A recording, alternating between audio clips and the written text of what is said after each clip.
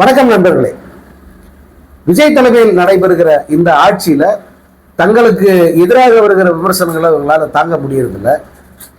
அந்த விமர்சனங்களுக்கு ஒரு பொறுப்பா பதில் கூட தருவதற்கான மனநிலை அவங்களுக்கு கிடையாது. விமர்சனம் பண்றவங்களே முடக்கி போட்டுருமா அப்படிங்கிறதா அவங்களுடைய ஒரே நோக்கமா இருக்கு. அதைத்தான் அவங்க தொடர்ந்து செய்யறாங்க. நீங்க இந்த உதயநிதி ஸ்டாலின் கைது விவகாரத்தில் நடந்ததெல்லாம் பார்த்தீங்கன்னா, உதயநிதி பேசாத பேச்சுக்கு, பயன்படுத்தாத வார்த்தைக்கு அவரை பொறுப்பாளியாக்கி கைது செய்து தஞ்சாவூர் வரைக்கும் கூப்பிட்டு போயிட்டு அவங்க அலக்கழிச்சாங்க. அது காரணம் என்னன்னா, இந்த மாதிரி பேசக்கூட யாரும் நினைச்சிடக்கூடாது. நினைச்சாங்கனாலே அவங்கள நாங்க கைது பண்ணுவோம், உள்ள தள்ளுவோம், 15 நாள் அவங்களை ரிமாண்ட் பண்ணுவோம். இந்த ரேஞ்சில் இதை மக்கள் மத்தியில் பதிய வைக்கிறது தான் தாவைக்க அரசுடைய முயற்சியா இருக்கு. அது இரண்டு எம்எல்ஏக்களை கைது பண்ணதாகட்டும், அல்லது இந்த குதிரை பேர வழக்குன்னு சொல்லிட்டு ஒரு வழக்கை ஜோடிச்சு அதில் சம்பந்தப்பட்டவர்களை கைது பண்ணதாகட்டும், செந்தில் பாலாஜி மிரட்டுறது எல்லாமே இவர்கள் ஜோடிக்கப்பட்ட அல்லது பொய்யான குற்றச்சாட்டுகள் அடிப்படையில் இவங்க இதெல்லாம் செய்யறாங்க அப்படிங்கிறது வெட்ட வெளிச்சமா எல்லாருக்குமே தெரியுது. தெரிஞ்சு கூட விஜய் மிக கடுமையாக பேசுறவங்கன்றது யாருமே இல்லை. ஒருத்தர் ரெண்டு பேர் தான் பேசுறாங்க. மற்றபடி விஜய்க்கு இது ஒரு பிரிவிலேஜ். நான் திரும்ப திரும்ப சொல்றேன், விஜய்க்கு மட்டுமே உள்ள உரிமை. முன்ன எம்ஜிஆருக்கு அந்த உரிமை வந்தது, அப்புறம் ஜெயலலிதாவுக்கு அப்படி ஒரு பிரிவிலேஜ் இருந்தது. இப்போ அந்த வழியில விஜயை கொண்டாந்து வச்சுக்கிறாங்க. அதுக்கு அடுத்து அதே வழியில யாரை கொண்டாந்து வைப்பாங்கன்றதுக்கு நேத்தையே அவங்க ஊருக்கு வெளிச்சம் போட்டு காமிச்சிட்டாங்க. அடுத்து இவங்க பம்மரை இடங்கள் இருக்கு பாருங்க.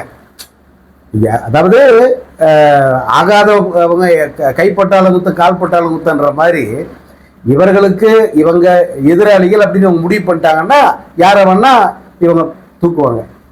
அதே நேரம் நமக்கு இவங்களால ஆபத்து, இவங்களை தொட்டா நமக்கு தூக்கம் போச்சுடா அப்படிங்கிற ஒரு சிலர் இருப்பாங்க இல்லையா, அவங்க என்ன பேசினாலும் கண்டுக்க மாட்டாங்க. நாங்கள் இப்படிக்கா போய்க்கிறோம், அவன் இப்படியே பேசுன்னு போறாரு, நாங்கள் இப்படியா போய்க்கிறோம், இப்படி போவாங்க. நயினார் நாகேந்திரன், பாஜக மாநில தலைவர் நயினார் நாகேந்திரனுடைய விவகாரத்தில் கடந்த 24 மணி நேரமா இந்த தாவேக அரசினுடைய செயல்பாடு எப்படி இருக்கு அப்படின்னு பார்த்தீங்கன்னா, பம்மி பதுங்கி அப்படி இந்த பக்கமா ஒதுங்கி ஓடுறாங்க. இப்ப முக ஸ்டாலின் உதயநிதி ஸ்டாலின் கைது பண்ணாங்களே, எப்படி பண்ணாங்க?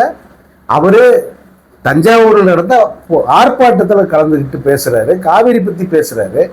ஆனா இவர்கள் அதற்கு மிக கேவலமாக ஒரு அர்த்தத்தை இவங்களா கற்பிச்சுக்கிட்டு இவங்க உடனே உதயநிதி மேல ஒரு கம்ப்ளைண்ட் அங்க இருக்கிற கட்சிக்காரனை வச்சு கொடுக்க சொல்றாங்க, கட்சிக்கார பெண்களை வச்சு கொடுக்க சொல்றாங்க.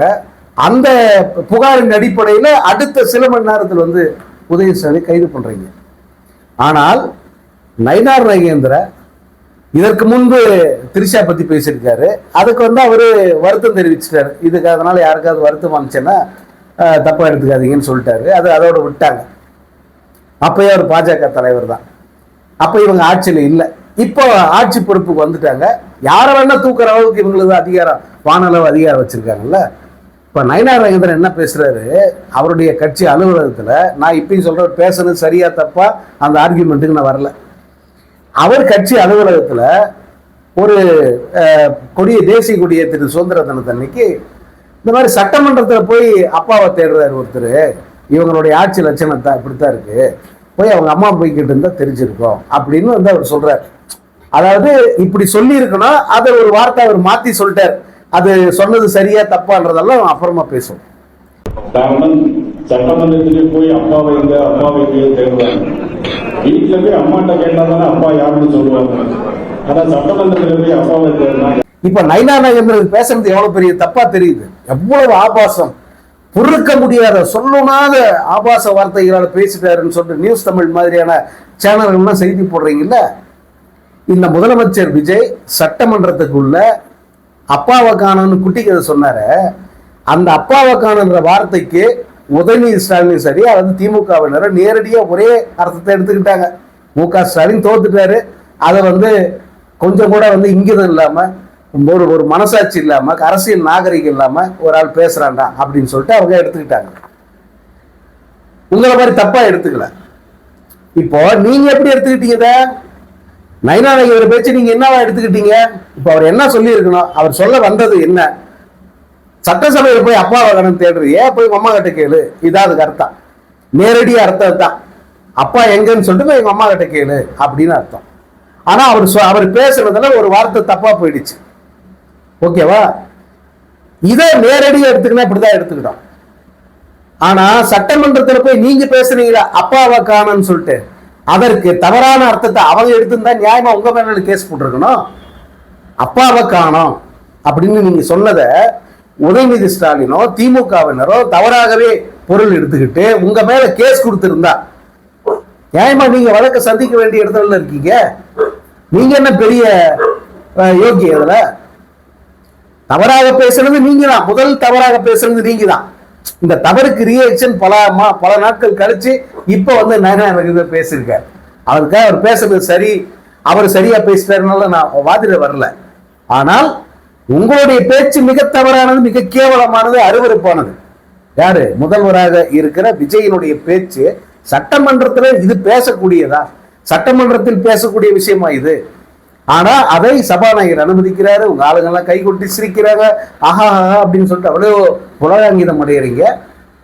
இப்போ அதற்கு எதிர்மனையா வந்து நயனா நாகேந்திரன் பேசுறாரு. இப்போ அவருக்கு கண்டனம் தெரிவிக்கிறது, அவரை கண்டிக்கிறதுனா நியாயமா விஜயம் தானே கண்டிக்கணும். நீங்க நடுநிலை நக்கிகளே, நயனா நாகேந்திரனுக்கு இவ்வளவு பொங்குறீங்களே, விஜய் பேச்சுக்கு ஏன்பா பொங்கலீங்க? அன்னையிலிருந்து இன்னைக்கு வரைக்கும் பெருசா யாருமே ரியாக்ட் பண்ணலையே.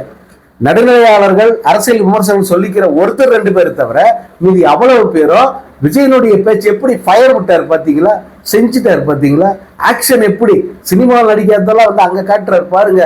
இப்படி எல்லாம் சொல்லிக்கிட்டு இருந்தீங்க எல்லாரும். இப்ப மட்டும் எங்க நீங்க நயனா நாகேந்திரனை கண்டிக்கிறதுக்கு வரீங்க? நான் அந்த பாயிண்ட்ல தான் சொல்றேன், அவர் பேசுறது சரி தப்புன்ற ஆர்குமெண்ட்டுக்கு வரல. அடுத்து இப்ப இதே பேச்ச ஒரு திமுக எம்எல்ஏவோ அல்லது திமுக தலைவர்களோ இவங்க பேசியிருந்தாங்கன்னா விஜய் சும்மா இருந்துப்பாரா? விஜயனுடைய அல்லக்கைகள் சும்மா இருந்துப்பாங்களா? இந்த அமைச்சர்கள் எல்லாம் எப்படி கொந்தளிச்சிருப்பாங்க? ஆனா இப்போ ஒருத்தரும் பேசல. அது அருவருப்பான பேச்சு. யாரு? ராஜ்மோகன் முடிச்சிட்டாரு, அவ்வளவுதான். என்ன பண்ண போற அருவருப்பான பேச்சியே? ஒன்னும் பண்ண மாட்டான், அவர் பேசிட்டு போட்டோம். அதுக்கடுத்து எல்லாத்துக்கும் கருத்து சொல்ற சிடிஆர் நிர்மல்குமார் இது வன்மையா கண்டிக்கத்தக்கது, கண்டிச்சுட்டு ஓட்டு. அப்புறம் அருண்ராஜ் அவர்களுடைய தராதரத்தை காட்டுகிறது. ஏப்ப மற்றவர்களுக்கெல்லாம் இந்த அளவுகோல் இல்ல, இந்த தராதர அளவுகோல்லாம் மற்றவங்கன்னா உடனே சட்டம் பாயுது, உடனடியாக வந்து அவங்களை கைது பண்றீங்க, உள்ள ரிமாண்ட் பண்றீங்க, மிக கடுமையாக அவங்களுக்கு எதிர்வினையாற்றுறீங்க.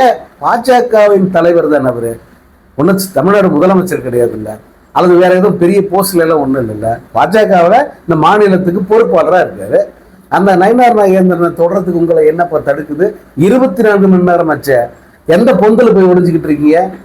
ஏன் அரசு பதவி அதிகாரம் இவ்வளவு கையில் இருந்தோம் நயனா நாகேந்திரனை தொட்டு கூட உங்களால் பார்க்க முடியல? மற்ற திமுகவினர் தான், இவங்களுடைய இலக்கு திமுகவினர் தான், அவங்களெல்லாம் வந்து நீங்க இவ்வளவு தூரத்துக்கு நீங்க ஆட்டி படைக்கிறீங்க. ஆனா நயனா நாகேந்திரன் கிட்ட பம்புறீங்களே, இவ்வளவுதான் உங்க வீரமா? கேட்க மாட்டாங்களா? சரி, இன்னொன்னு கேட்கிறான், அப்ப திரிஷாவுக்குன்னா மட்டும் இவ்வளவு பொங்குறீங்களே, திரிஷாவை பத்தி சொல்லாத வார்த்தைக்கு ஒருத்தரை கைது பண்றீங்க. ஆனா இவர்கள் அத்தனை பேரை சொல்கிற கருத்துப்படி உங்கள் தாயார அவமதிச்சிட்டாருன்றாங்க. யாரு? நயனா நாகேந்திரன். நான் வந்து அவரை கைது பண்ணணும் ஏன் விட்டு வச்சிருக்கீங்க அந்த கேள்வி இல்லை இது. எல்லாரும் சொல்ற கருத்துப்படி பார்த்தா உங்கள் தாயாரை அவமதிச்சிட்டாரு அவரு. அப்படி அவமதித்த இந்த நயனா நாகேந்திரனை 24 மணி நேரம் ஆகியும் கூட உங்களால தொடக்கூட முடியலையே. இவ்வளவுதானா உங்க வீரம்? திரிஷாவுக்கு பொங்குறீங்களே, உங்க அம்மாவுக்கு பொங்காம வேடிக்கை பாக்குறீங்க, எங்க எந்த சந்து கிடைக்கும் தப்பிச்சுக்கலாம்னு சொல்லி போறீங்களே. இது திட்டமிட்ட மற்ற எதிர்கட்சிகள் அப்படின்னா அவர்களுக்கு ஒரு நியாயம், மத்தியில் ஆட்சி பொறுப்புல இருக்கிற இந்த பாஜக அப்படின்னா அவங்களுக்கு ஒரு நைதான். உங்க பாயாசம் பாசிசம் இதுக்கெல்லாம் இதுதான் அர்த்தமா அப்படின்னு எல்லாரும் கேட்குறாங்க. இதுக்கு பதில் இருக்கு அவங்க கிட்ட? எவ்வளவு கேவலப்பட்டு போய் நிக்கிறீங்க. நீங்க நினைச்சிட்டு இருக்கலாம் இது எல்லாத்தையும் வந்து ஜனங்க மறந்துடுவாங்க, கடந்துடுவாங்க, இது ஒரு பெரிய விஷயம் இல்லை. நிச்சயமா வந்து இது எல்லாமே வந்து உங்களுக்கு வைக்க போற ஆப்புங்கிறது சாதாரணமானதா இருக்கு.